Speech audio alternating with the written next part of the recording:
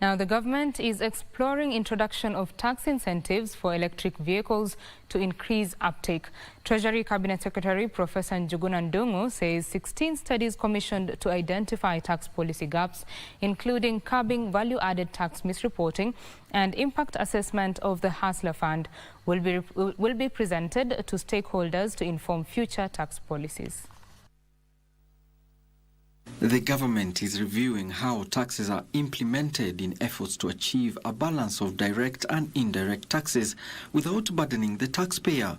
The National Treasury CS says Kenya can tame runaway inflation by harmonizing the tax system. We can say that in year one, completing 6 key studies that are very relevant to the current taxation issues, but also very, very important in terms of future policy design, is going to be very, very important, and it will be a good way to say that we have done a great work.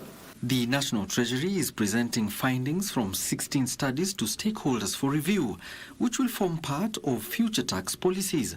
Some sectors facing these reviews include tax policies on climate-smart agriculture, cross-border trading and tax compliance. Climate-smart agriculture, because it's part of our game.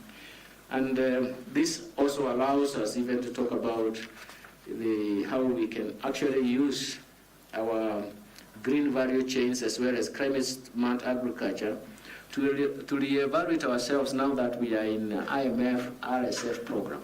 He was speaking at the African Economic Research Consortium Stakeholders Engagement Workshop on reforming tax policy and institutional measures for Kenya.